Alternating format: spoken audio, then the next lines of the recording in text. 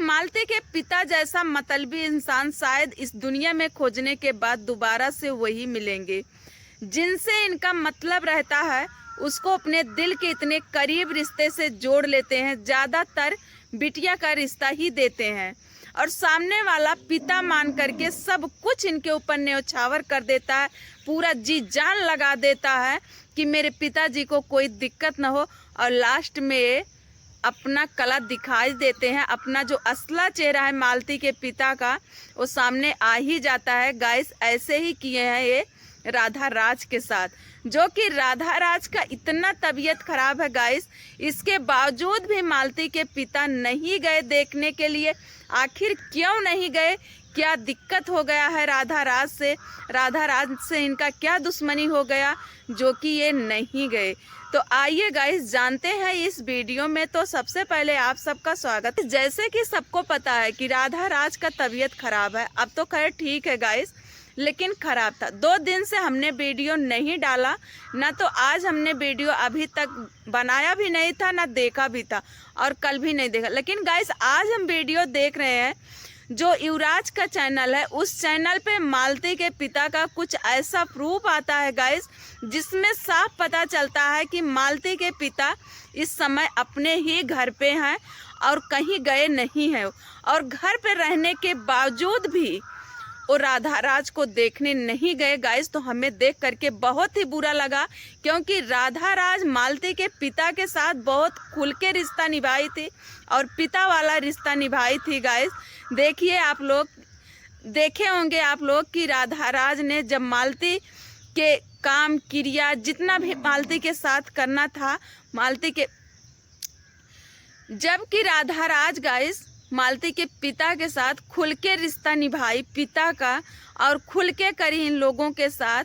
मालती के अंतिम संस्कार से लेकर के और तेरही तक जितना करना था, राधा राज टेम्पो लेकर के अपने पति को साथ लेकर के एक पैर पे खड़े होकर के मालती के पिता के साथ वो दौड़ती रही। लेकिन आज जब राधा का तबीयत खराब होता है तो गाइस कोई भी अभी तक नहीं आया, केवल शांति आई है। और ना तो मालती के पिता आए, ना तो युवराज की बड़ी वाली मौसी आई। जबकि मौसी का कहना है युवराज के कि हम जाएंगे, देर से जाएंगे लेकिन जाएंगे। लेकिन मालती के पिता तो बिल्कुल आना नहीं चाहते हैं राधा राज के यहाँ गाइस।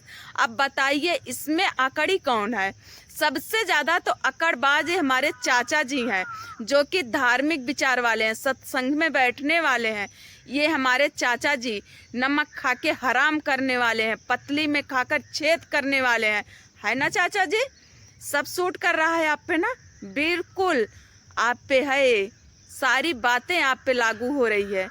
बताइए आप इतना नमक हराम इंसान निकले कि आप 1.5 साल हुआ है, 1 साल 8-9 महीना हुआ होगा कि राधा राज ने क्या नहीं किया आपके साथ। 9 धारा लेके दौड़ रही है वो आपके वजह से। लेकिन आज जब राधा का तबीयत खराब हुआ, अगर चले जाते तो क्या बिगड़ जाता है आपका?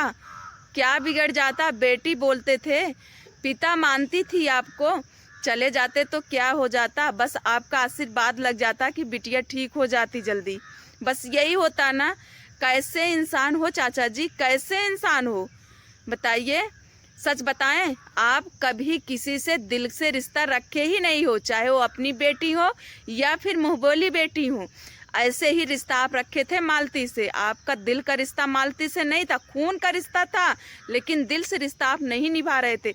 जब तक मालती जिंदा थी ना, तब तक आप दूरियां बना के रहते थे। कन्यादान देने के लिए नहीं पहुंचे थे कि कन्यादान दिए होते। एक वीडियो में मालती खुद बोली है मेरा पिता और भाई दोनों के दोनों निकम्मे हैं। अगर दोनों हमारे सही होते तो आज मैं यहाँ पे नहीं होती, इस स्तर पे आज मैं नहीं होती। उस समय मालती बोली थी, जिस समय अर्जुन से शादी हो चुकी थी, उस समय मालती गुस्सा में आकर के तुम्हें और तुम्हारे बेटे निरहु को बोली थी। ठीक है ना चाचा जी? और आज उसी बेटी के न्याय के लिए लड़ रहे हो। तो बेटी के लिए नहीं लड़ रहे हो, बेटी के न्याय के लिए नहीं लड़ रहे हो, अपने भूखे पेट के लिए लड़ रहे हो। चाचा जी कड़वा बहुत लगेगा, लेकिन क्या करें, आप इतना हद कर दिए हो कि हम लोग बोलने पे मजबूर हो जा रहे हैं। ठीक है, अगर कोई इसमें कहता है, चाहे आप बोलो या फिर आपकी बिटिया बोले, कि हम लोग हमारे ऊपर वीडियो न बनाए, लोग हम लोगों को कुछ कहें ना, तो ऐसा नहीं हो सकता कि आपके लिए वीडियो नहीं बनेगा, कि आपके लिए लोग बोलेंगे नहीं। क्यों नहीं बोलेंगे? क्यों? बिसड़ू को फंसा के बैठाए हो तो लोग सवाल उठाएंगे। इतने गलत काम करते हो, लोग सवाल नहीं उठाएंगे? कौन उठाएगा सवाल? बताइए। आप चाहे जो करते रहो और चाहे जैसे फंसाते रहो बिसड़ू को, और ये पब्लिक, बिसड़ू के चाहने वाली ये जनता बैठ करके तमाशा देखती रहे कि कैसे एक निर्दोष को ये दोषी बना करके कैसे एक निर्दोष को दोषी बना करके एक कैद करवा दिया है जेल में। देखती रहे ये पब्लिक, देखती रहे ये जनता। गाइस, अभी हम वीडियो देखे, हमें बहुत बुरा लग रहा। 2 दिन से हम फ़ोन नहीं चलाए थे अपना, 2 दिन से बिल्कुल हम YT तक नहीं खोले थे गाइस। और क्या बताएं आपसे, लेकिन आज जब हमने देखा फ़ोन पे और यूट्यूब खोला, देखा इनका वीडियो धड़ाधड़ आने लगा, कुछ ऐसा प्रूफ आया कि ये हैं घर पे और राधा को देखने नहीं गए। गाइस, हमें बहुत बुरा लगा। अब आप लोग ही बताइएगा कि आप लोगों को बुरा लगेगा कि नहीं लगेगा कि राधा इस कंडीशन में है और राधा को ये देखने नहीं गए। इतने बड़े नमक हराम इंसान, इतने बड़े पत्तल में खा के छेद करने वाले इंसान हम तो कभी सोचे नहीं थे। हम तो यही जानते थे कि आखिर मालती के पिता इतने सीधे साधे इंसान हैं, जो भी आरोप लगाए हैं बिसड़ू के ऊपर, कोई भी पिता होता यही करेगा। लेकिन अब जाके समझ में आया चाचा जी कि आप क्यों बिसड़ू को फंसाए हैं, क्योंकि भूखान भुखेरा भात है भात। क्या ही बोलें, इससे ज़्यादा नहीं कुछ कह सकते हैं, क्योंकि ये YT है। इससे ज़्यादा क्या ही बोलें, इससे ज़्यादा समझने तो चाचा जी, इससे ज़्यादा हम क्या ही बोलें। समझदार तो आप काफ़ी हैं, धर्म की राह पे चलने वाले हैं, तो गीता रामायण भी बहुत पढ़े होंगे, तो काफ़ी समझदार हैं आप। तो आपके लिए मैं इससे ज़्यादा क्या ही बोलूं। लेकिन इतना तो कहेंगे, अभी देर नहीं हुआ है, जा करके राधा राज से मिल आइए, राधा राज को देख आइए। जो आपके ऊपर एहसान करी है राधा राज, कम से कम थोड़ा सा ही चुका दीजिए, थोड़ा सा, ज़्यादा नहीं चुका सकते हो। फिर आप बिसड़ू का एहसान कहाँ चुका पाओगे? बिसड़ू का किया गया एहसान आपको कहाँ याद रहेगा कि बिसड़ू मेरे साथ क्या क्या किया था। आज तो सब कुछ भूल गया है, आज तो बिसड़ू सबसे बड़ा दुश्मन हो चला है। वाह चाचा जी। और युवराज को आप किस तरह रखे? जब राधा राज का एहसान आपको याद न रहा, तो फिर बिसड़ू का एहसान आपको कहाँ याद रहेगा? राधा राज तो एक पराई लड़की थी, एक मुंहबोली बेटी बनी थी आपकी। जब राधा राज का किया गया एहसान आप भूल चुके हो, तो बिसड़ू तो आपका दामाद था, चाहे जो भी था, लेकिन दामाद था। और मालती उनके साथ काम करती थी, तो पैसा आता था, तो उसी पैसे से वो आप लोगों का मदद करते थे बिसड़ू। तो आप लोग कहाँ एहसान मानोगे बिसड़ू का? यही मानोगे कि हमारी बेटी मालती करती थी, यही मानोगे ना? तो बिसड़ू का एहसान आप लोगों को कहाँ याद होगा? लेकिन इतना तो ज़रूर कहेंगे कि उस निर्दोष बेचारे का क्या कसूर था जो इतना बड़ा दोषी बना के जेल में डलवा दिए आप? और युवराज का क्या कसूर है जो आज वो टुकड़ों पे पल रहा है? याद करके बहुत गुस्सा आती है, बहुत ज़्यादा। और चाचा जी एक बात और बता दें, आप लोग लाख छुपाने की कोशिश करें, लेकिन छुपता नहीं है असलियत। हकीकत छुप नहीं सकती बातों के असूलों से, खुशबू आ नहीं सकती कभी कागज़ के फूलों से। सुने होंगे ये दोहा, तो हकीकत छिपती नहीं है, ठीक है? और आप धर्म के धार्मिक हैं, तो धर्म के राह पे ही अपनाइए। गीता रामायण पढ़े होंगे, सत्संग में बैठते हैं, तो फिर क्यों नहीं आप धर्म की राह अपना रहे हैं?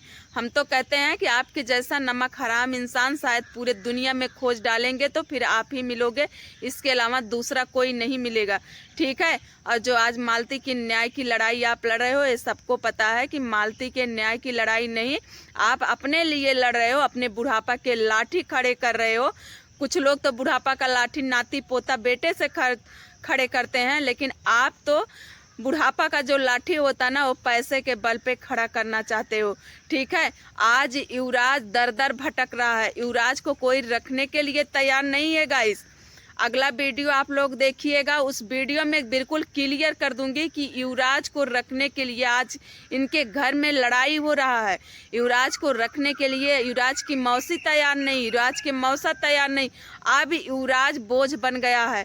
गाइस अगला वीडियो आप लोग जरूर देखिएगा, उसमें मैं पूरा पर्दाफाश करूंगी और दिखाऊंगी कहाँ से वो वीडियो आया और कहाँ पे ये लोग बोल रहे हैं कि हम नहीं रखेंगे युवराज को।